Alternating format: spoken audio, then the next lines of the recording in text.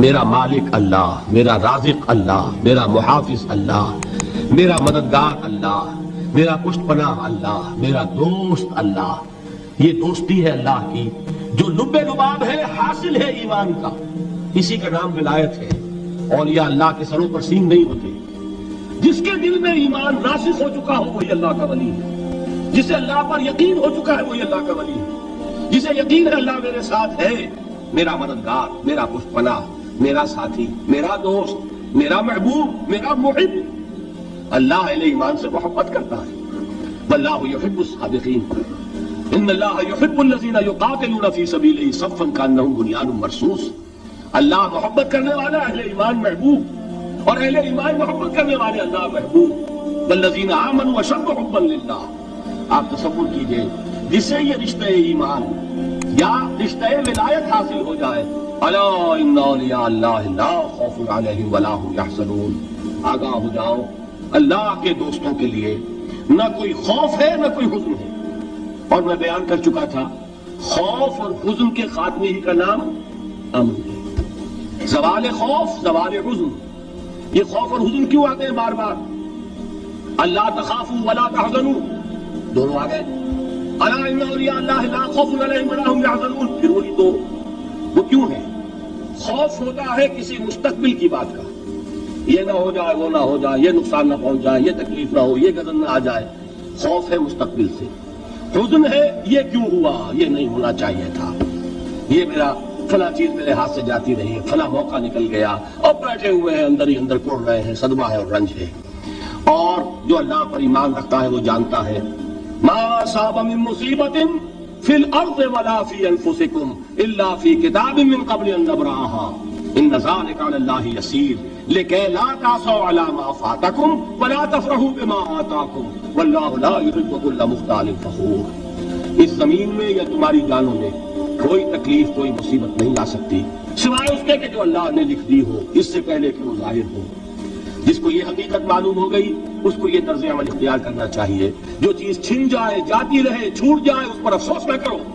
کس نے چھینی؟ دوست نے. دوست کے فیصلے پر شکایت. دوستی کو بٹا لگا رہے ہو. سرے تسلیم خم ہے جو مزاج یار میں آئے.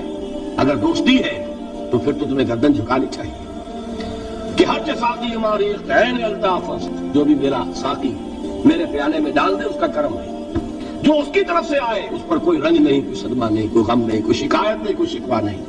اور جو ہوگا وہ اس کے اذن کے بغیر نہیں ہوگا، اور اس کا اذن ہوگا تو یقیناً میرے لیے خیر ہی خیر ہے. چاہے وہ ناگوار شے ہو، بظاہر مجھے اچھی نہ لگ رہی ہو، میری شارٹ سائٹڈنس میں مجھے وہ نظر آ رہی ہے کہ میرے لیے بری ہے، لیکن قرآن نے کہا ہے آسان تکرہوا شیئا وہو خیر لکم وآسان تحبوا شیئا وہو شر لکم واللہ یعلم وانتم لا تعلمون. ہو سکتا ہے تم کسی چیز کو ناپسند کرو درحال کہ اسی میں تمہارا خیر ہو، اور ہو سکتا ہے تم کسی چیز کو پسند کرو درحال کہ اس میں تمہارا شر ہو. اللہ جانتا ہے، تم نہیں جانتے. جب مجھے یہ بات معلوم ہو گئی میں نے اپنا معاملہ اللہ کے حوالے کیا. سپردم بے تو مایا خیش را اتانی حساب کم و بیش را. اے رب جو تو چاہتا ہے وہ ہو. تیرے علم میں جو شے میرے لیے خیر ہے وہ ہو جائے. میری کوئی پسند نہیں، میری کوئی چاہت نہیں. یہ ہے راضی برضائے رب. اکبر الہ آبادی نے اسے کہا ہے رضائے حق پہ راضی رہ. یہ حرف آرزو کیسا؟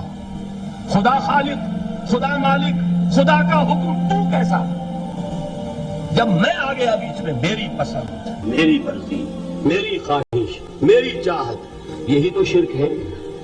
ما شاء اللہ کان وما لم یشاء لم یکن. جو اللہ نے چاہا وہ ہوا، جو اس نے نہیں چاہا نہیں ہوا.